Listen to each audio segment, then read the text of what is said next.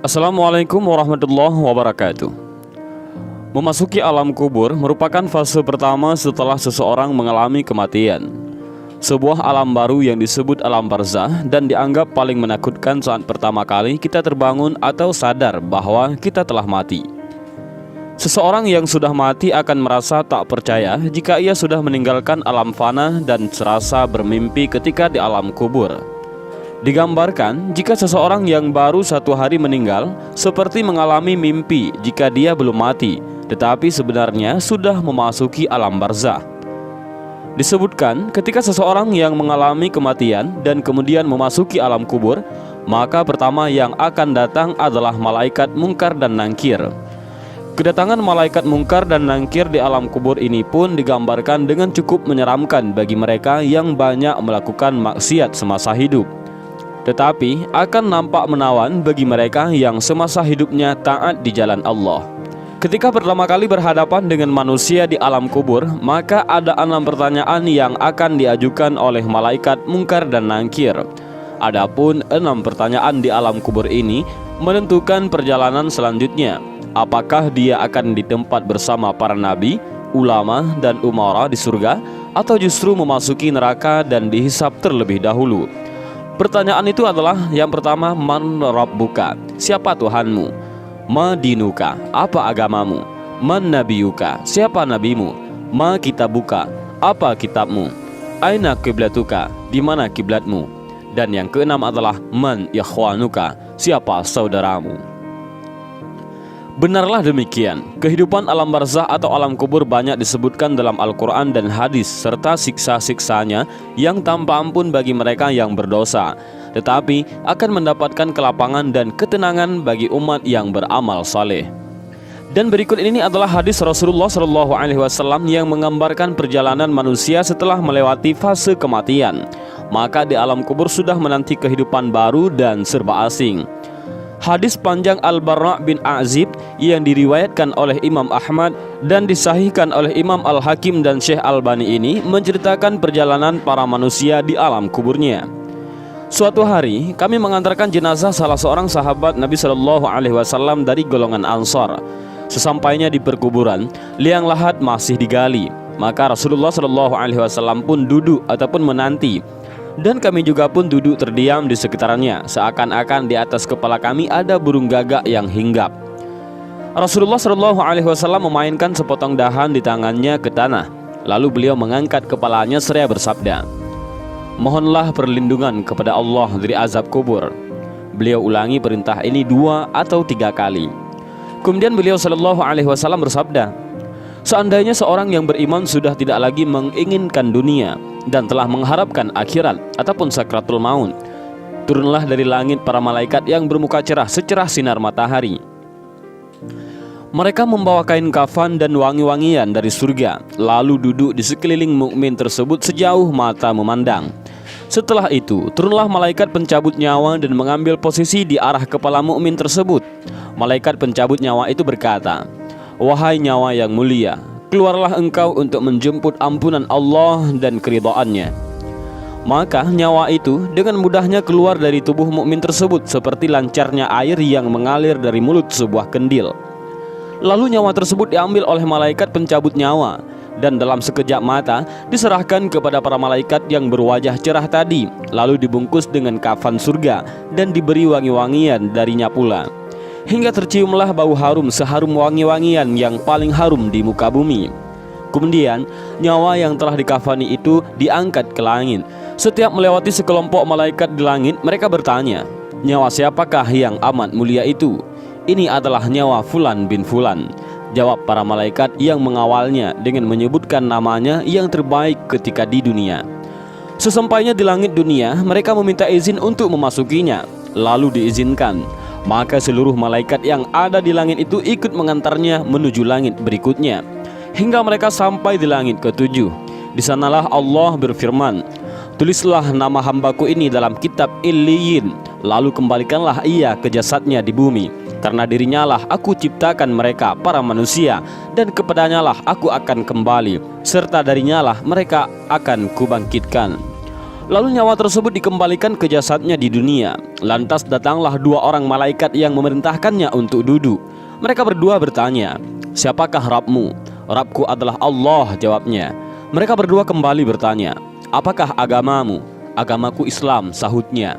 Mereka berdua bertanya lagi, "Siapakah orang yang telah diutus untuk kalian?" "Beliau adalah Rasulullah SAW," jawabnya. "Dari mana engkau tahu?" tanya mereka berdua. "Aku membaca Al-Quran, lalu aku mengimaninya dan mempercayainya." Tiba-tiba terdengarlah suara dari langit yang menyeru, "Jawaban hambaku benar, maka hemparkanlah surga baginya, berilah dia pakaian darinya, lalu bukakanlah pintu ke arahnya." Maka menghembuslah angin segar dan harumnya surga memasuki kuburannya, lalu kuburannya diluaskan sepanjang mata memandang. Saat itu datanglah seorang pemuda asing yang amat tampan memakai pakaian yang sangat indah dan berbau harum sekali, seraya berkata, "Bergembiralah, inilah hari yang telah dijanjikan dulu bagimu." Mukmin tadi bertanya, "Siapakah engkau?" "Wajahmu menandakan kebaikan." "Aku adalah amal solehmu," jawabnya. Si mukmin tadi pun berkata, "Wahai Rabbku, segerakanlah datangnya hari kiamat, karena aku ingin bertemu dengan keluarga dan hartaku." Adapun orang kafir, di saat dia dalam keadaan tidak mengharapkan akhirat dan masih menginginkan dunia, turunlah dari langit malaikat yang bermuka hitam sambil membawa kain mori kasar. Lalu mereka duduk di sekelilingnya. Saat itu turunlah malaikat pencabut nyawa dan duduk di arah kepalanya seraya berkata, "Wahai nyawa yang hina, keluarlah dan jemputlah kemurkaan dan kemarahan Allah." Maka nyawa orang kafir tadi berlarian di sekujur tubuhnya. Maka malaikat pencabut nyawa tadi mencabut nyawa tersebut dengan paksa, sebagaimana seseorang yang menarik besi beruji yang menempel di kapas basah. Begitu nyawa tersebut sudah berada di tangan malaikat pencabut nyawa, sekejap mata diambil oleh para malaikat bermuka hitam yang ada di sekelilingnya. Lalu nyawa tadi segera dibungkus dengan kain mori kasar. Tiba-tiba terciumlah bau busuk sebusuk bangkai yang paling busuk di muka bumi. Lalu nyawa tadi dibawa ke langit. Setiap mereka melewati segerombolan malaikat, mereka selalu ditanya, "Nyawa siapakah yang amat hina ini?" "Ini adalah nyawa Fulan bin Fulan," jawab mereka dengan namanya yang terburuk ketika di dunia. Sesampainya di langit dunia, mereka minta izin untuk memasukinya, namun tidak diizinkan. Rasulullah SAW membacakan firman Allah Subhanahu wa Ta'ala, "Tidak akan dibukakan bagi mereka, orang-orang kafir, pintu-pintu langit, dan mereka tidak akan masuk surga sampai seandainya unta bisa memasuki lubang jarum sekalipun." Al-Quran Surah Al-A'raf ayat 40. Saat itu Allah berfirman, "Tulislah namanya di dalam sijjin di bawah bumi." Kemudian nyawa itu dicampakkan dengan hina.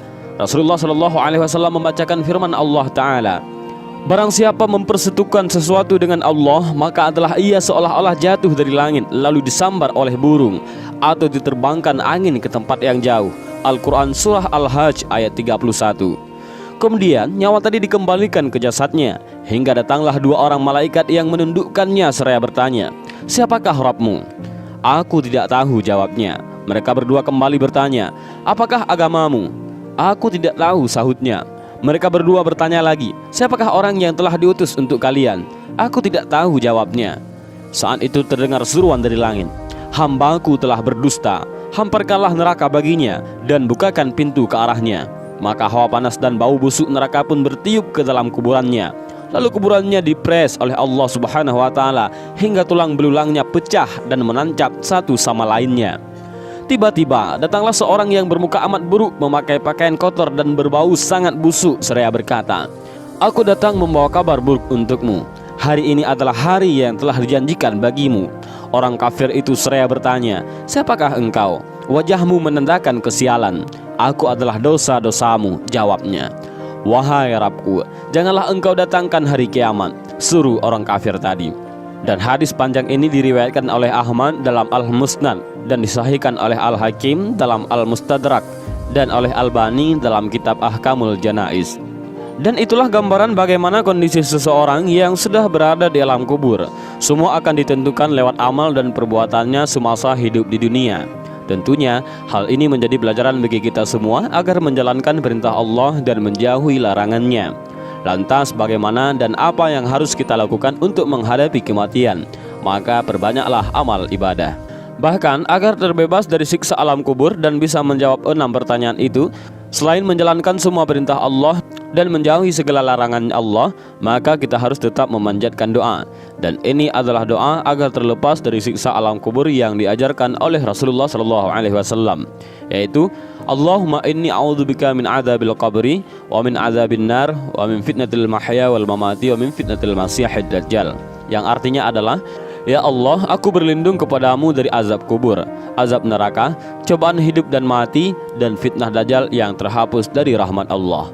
Dan inilah sedikit gambaran alam kubur dan 6 pertanyaan di alam kubur yang menentukan seseorang muslim bebas dari siksa menuju akhirat. Mudah-mudahan video singkat ini bermanfaat. Wallahu a'lam bishawab. Assalamualaikum warahmatullahi wabarakatuh.